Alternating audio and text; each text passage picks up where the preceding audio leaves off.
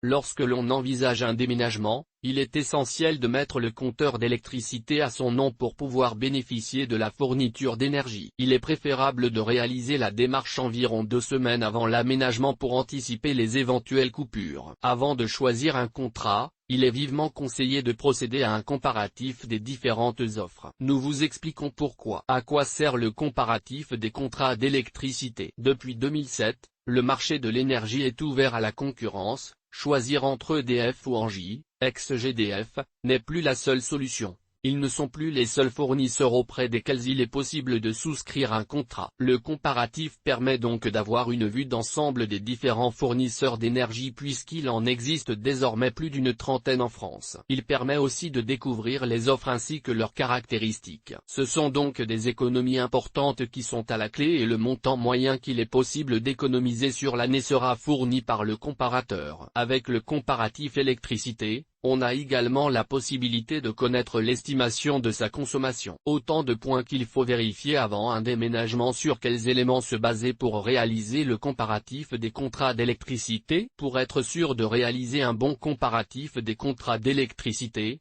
il sera nécessaire de se baser sur certains éléments bien précis comme les caractéristiques du futur logement. En effet, le résultat donné par le comparateur ne sera pas forcément le même pour vous que pour votre voisin. Il sera question de tenir compte de les énergies utilisées dans le logement, gaz, électricité seulement, la surface du logement, le nombre d'occupants dans le logement, la fréquence d'occupation du logement, le type d'électroménager, le lieu de résidence. À lire, EDF Tempo, comment en profiter? Un classement des meilleures offres pour le mode de consommation donné sera alors proposé par le comparateur. Pour choisir l'offre à souscrire pour son nouveau logement, il sera question de se baser sur les économies potentielles, ainsi que ses préférences, énergie verte ou non, prix bloqué ou remise sur le prix du kilowattheure, etc. Un guide détaillé de la démarche déménagement est disponible sur le site fournisseur électricité. Comme pour plus de précision. Comment se passe la mise en place du contrat d'électricité? Une fois le fournisseur d'électricité et l'offre choisie, la mise en place du contrat s'impose. Pour ce faire,